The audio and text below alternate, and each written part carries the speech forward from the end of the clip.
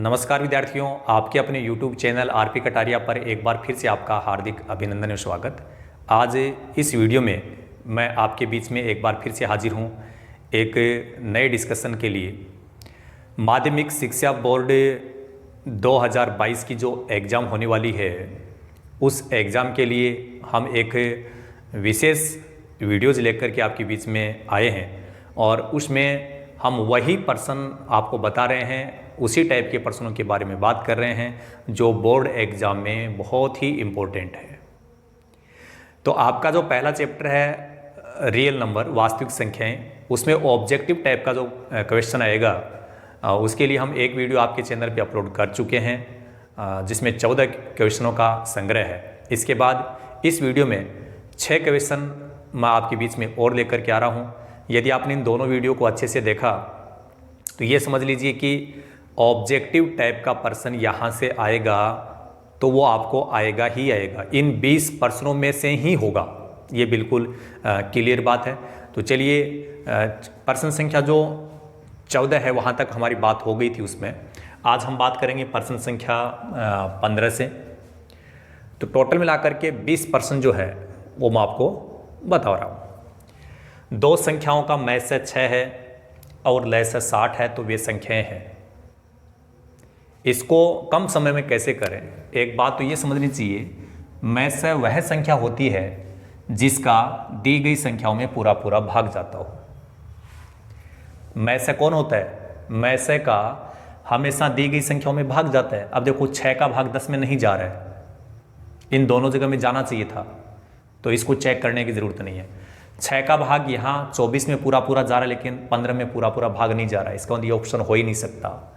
6 का भाग यहाँ 12 में भी जा रहा है, 30 में भी जा रहा है, इसका मतलब ये ऑप्शन हो सकता है। अगले वाला और चेक कर दो, 6 का भाग यहाँ जाएगा लेकिन यहाँ नहीं जाएगा।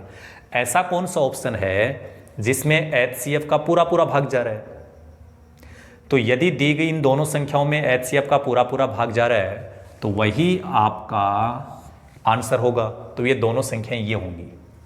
कई बार क्या होता है, एक से ज़्यादा ऑप्शन ऐसे आ जाते हैं, तो जैसे 6 का भाग इस ऑप्शन में भी चला जाता है, किसी दूसरे ऑप्शन में भी चला जाता है, तो वहाँ हमें ये देखना पड़ेगा LCM क्या होता है। LCM में यहाँ दी गई संख्याओं का भाग जाता है, जैसे 12 का भाग यहाँ पूरा पूरा जा रहा है, 30 का भाग यहाँ पूरा पूरा जा रहा है। समझ में आ रही बात? तो HCF का भाग दी गई संख्याओं में जाना चाहिए, दी गई संख्याओं का भाग LCM में जाना चाहिए। यदि ऐसा है तो वो आपका ऑप्शन राइट हो जाएगा, तो इसमें ये ऑप्शन होगा। आगे की जो क्वेश्चन है बहुत ही शानदार क्वेश्चन है। दो संख्याओं का लय से और मैं से बराबर है तो वे संख्याएं होंगी।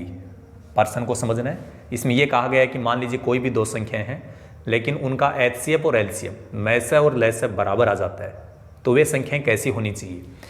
तो ऐसे प्रश्नों में ध्यान रखना चाहिए, यदि लय से और मैं से बराबर होगा तो एक ही कंडीशन में हो सकता है जब दोनों संख्याएं एक जैसी हो।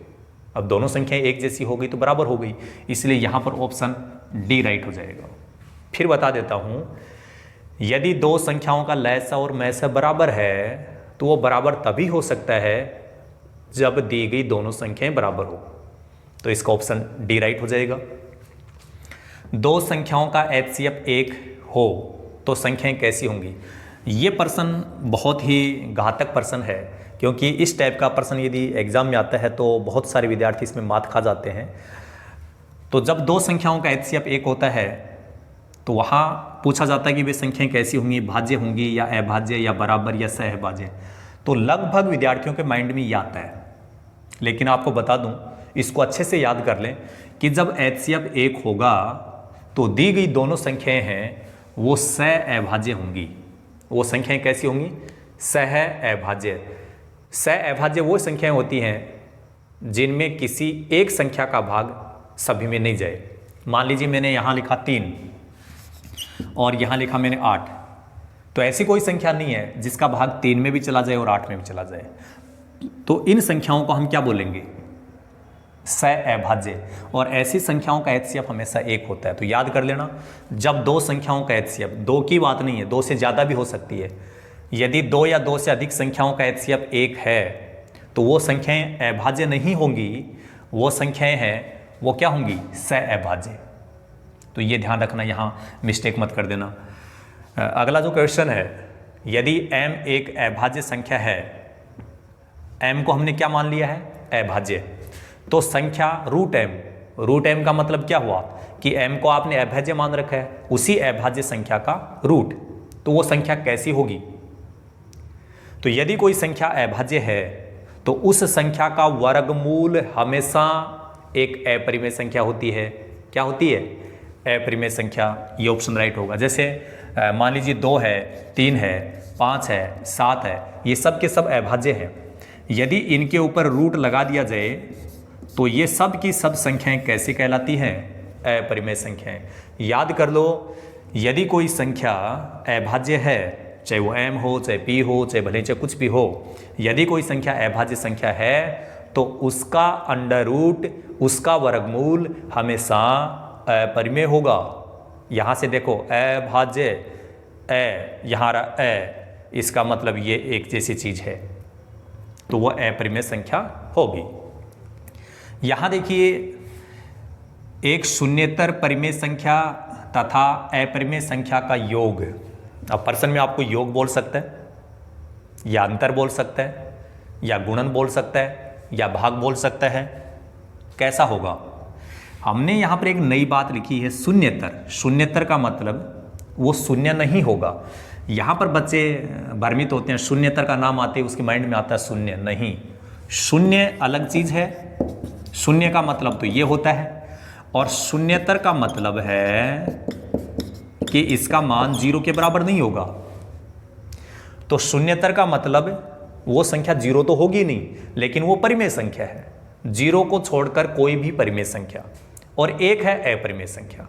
तो याद कर लो, यदि कोई संख्या 0 को छोड़ करके परिमेय है, 0 भी वैसे परिमेय ही होती है, लेकिन 0 को छोड़ करके बाकी संख्याएं जो परिमेय संख्या है, यदि उसके साथ किसी अपरिमेय संख्या का योग किया जाए, चाहे उसका अंतर किया जाए, चाहे उसका गुणन किया जाए, चाहे उसका भाग किया जाए, तो वो जो रिजल्ट आएगा वो हमेशा एक अपरिमेय संख्या होगा। ध्यान देना, सदैव अपरिमेय संख्या, सदैव परिमेय संख्या, एक परिमेय या अपरिमेय संख्या ये नहीं होगा। इसका उत्तर ये होगा। तो ये बात अपने को ध्यान रखनी है। ये हमने 14 क्वेश्चन है वो पिछले वीडियो में हमने बात की थी, 5 क्वेश्चन हम यहाँ पर कर चुके हैं, और एक लास्ट का क्वेश्चन है वो आप लोगों के बीच में मैं आपको बताने वाला हूँ।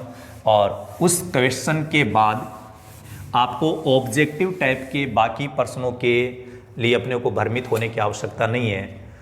इन 20 प्रश्नों को जिस विद्यार्थी ने अच्छे से सीख लिया है, ऑब्जेक्टिव टाइप का जो क्वेश्चन है वो इन्हीं में से ही आ जाएगा। तो ये बात आपको समझनी होगी। इसमें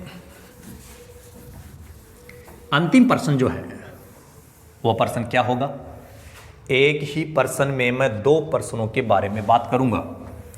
एक ही प्रश्न से 2 प्रश्नों का काम होगा, इसलिए इस वीडियो में आप अंत तक बने रहें। अभी तक भी जिन व्यूवर्स ने, जिन स्टूडेंट्स ने हमारे चैनल को सब्सक्राइब नहीं किया है वो सब्सक्राइब कर लें। तब तक मैं आपके लिए नया क्वेश्चन लेकर के आ रहा हूँ, और फिर इसी वीडियो के कंप्लीट होने के साथ ही प्रश्नावली जो फेस्ट है उससे रिलेटेड बोर्ड एग्जाम में आने वाले ऑब्जेक्टिव टाइप के प्रश्नों का ये महासंग्रह है।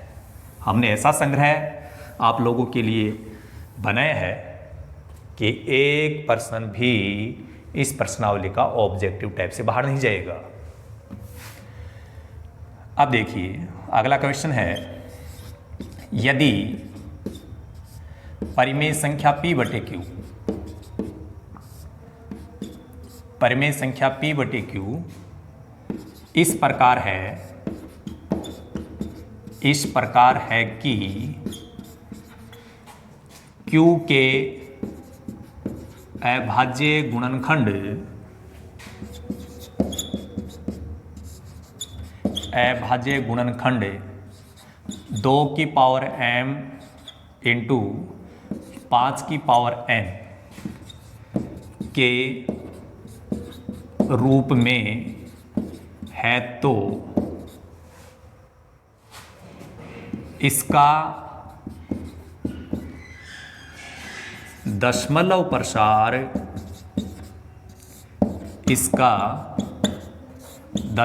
प्रसार होगा।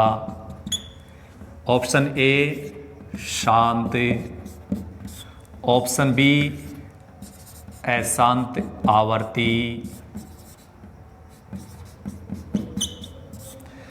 ऑप्शन सी ए और बी दोनों, और ऑप्शन डी इनमें से कोई नहीं। देखिए, परिमेय संख्या है कोई p बटे q, तो q हर में लिखा गया है। इस प्रकार है कि q के अभाज्य गुणनखंड, q का मतलब हर वाली संख्या के अभाज्य गुणनखंड यदि 2 की पावर m इंटू 5 की पावर n के रूप में है, इस रूप का मतलब है आपके गुणनखंड में 2 और 5 ही आता हो, तब इसका दशमलव प्रसार कैसा होगा? शांत होगा। कैसा होगा? शांत। लेकिन इसी प्रश्न को यहाँ पर ऐसे लिख दिया जाए, थोड़ा चेंज कर दे कि q के अभाज्य गुणनखंड 2 की पावर m गुणा 5 की पावर n के रूप में नहीं है। नहीं का नाम आते ही इसका उत्तर हो जाएगा अशांत आवर्ती। क्या हो जाएगा? अशांत आवर्ती। तो डियर स्टूडेंट्स, इस बात को ध्यान रखना बहुत ज़रूरी है कि दोनों ही प्रश्नों में थोड़ा सा फर्क है। इस रूप में है तो दशमलव प्रसार शांत होगा, इस रूप में नहीं है तो दशमलव प्रसार कैसा होगा? अशांत आवर्ती। तो ये एक ही प्रश्न में हमने 2 बातें आपको समझा दी है, और ये एक 20 प्रश्नों का बहुत ही बेहतरीन संग्रह आप लोगों के लिए हम लेकर के आए हैं। और इन 20 प्रश्नों को आप अपनी नोटबुक में अच्छे से नोट कर लें, ये ज़रूरी है, क्योंकि एग्ज़ाम से पहले, एग्ज़ाम के दौरान उस टाइम हम लोगों को इतना वक्त नहीं होता है कि हम लोग वीडियो को देख करके एक एक चीज़ को समझ पाएँ। इसलिए यदि नोट किया हुआ होगा तो उसको पढ़ने में कम टाइम लगेगा आप लोगों को, और आपका काम है कम समय में ज़्यादा होगा। हम लोगों को पूर्ण विश्वास है कि आप इसका भरपूर फ़ायदा उठाएंगे और ऑब्जेक्ट टाइप का जो क्वेश्चन आएगा उसको आप राइट करेंगे। इसी शुभकामनाओं के साथ इस वीडियो में केवल इतना ही। So thank you so much, all the best, be positive always.